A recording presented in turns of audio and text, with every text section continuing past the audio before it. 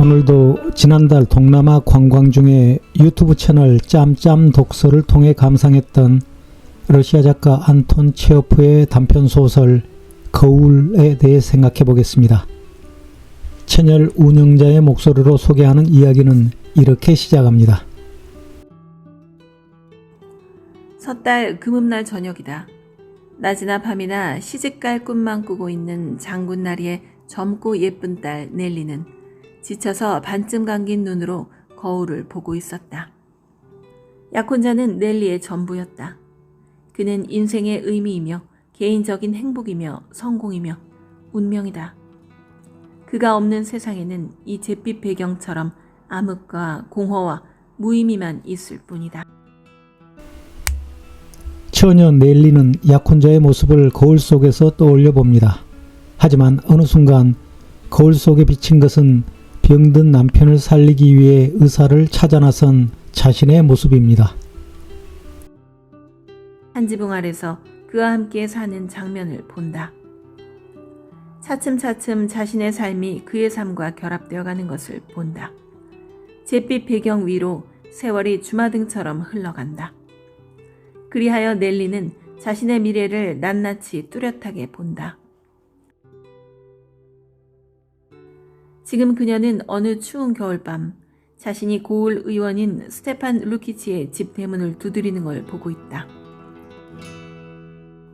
같이 가요. 지금 당장. 안 그러면 내 남편은 생각만 해도 끔찍해요. 제발요. 전염병 환자를 치료하다가 자신도 병에 걸린 의사는 환자를 돌볼 수 없는 상황이라며 다른 의사를 찾아보라고 권합니다. 하지만 넬리는 필사적으로 의사를 설득하고 결국 반강제적으로 그를 데리고 집으로 돌아옵니다. 의사 선생은 중얼거린다. 3일 동안 전염병 지역에 있다 왔어요. 지쳤을 뿐만 아니라 나 자신도 병이 났어요. 도저히 갈 수가 없어요. 도저히. 바로 나 자신이 전염됐단 말입니다. 넬리는 벌떡 일어나서 신경질적으로 침실을 오락가락했다. 우린 시간이 없어요. 하지만 선생님은 가야 돼요. 안 가면 못 베길 거예요. 그렇다면 선생님을 고발하겠어요. 그러나 집에 도착한 후 그녀는 의사의 병이 더욱 악화되었음을 깨닫습니다.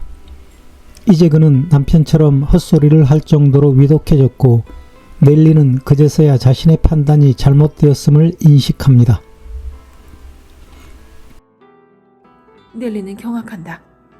의사도 남편과 똑같이 헛소리를 하고 있는 것이다. 이제 어떻게 하지? 제임스 보의 의사에게 가야 되나? 그녀는 결심한다. 그 다음에는 다시 칠흑 같은 어둠과 살을 애는 찬바람과 얼어붙은 구름들이 이어진다. 몸도 마음도 고통스럽다. 기만적인 자연조차도 이 고통을 누그러뜨릴 수 있는 그 어떤 수단이나 기만을 갖고 있지 않다.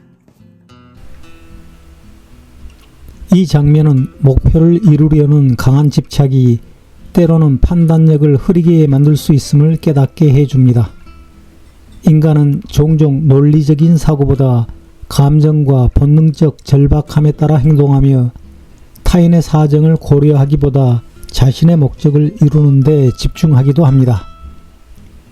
소설 속 넬리는 결국 자신의 실수를 인정하고 올바른 결정을 내립니다.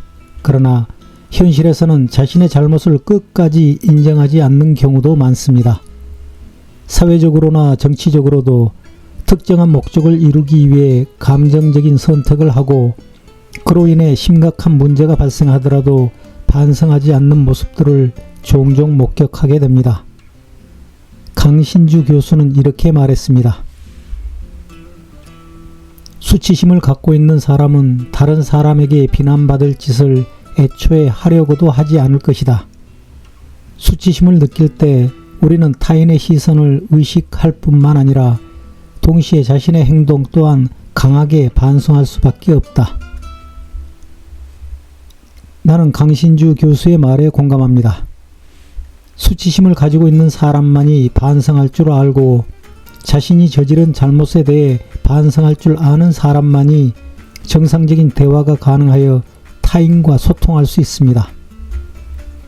어제 소개했던 체호프의 단편소설 내기에서도 은행가가 마지막 순간에 변호사를 죽이려 했던 자신에 대해 수치심을 느끼면서 반성을 했음을 나는 기억합니다. 이 소설에서도 주인공은 마지막에 자신의 잘못을 반성합니다. 하지만 대체로 사기꾼들과 권력을 남용하며 타인을 지배하려는 독재자들은 수치심이 없고 그 뻔뻔함은 끝이 없습니다. 그들이 쏟아내는 궤변은 한국어를 오염시키고 한국인들의 문해력을 크게 떨어뜨립니다. 최근의 내란 사태에서 독재 추종 내란 세력과 그 지지자들이 그러합니다. 그런 무리들과는 소통이 어렵기 때문에 불필요한 갈등을 피하기 위해 나는 그들과 사회적 거리두기를 합니다.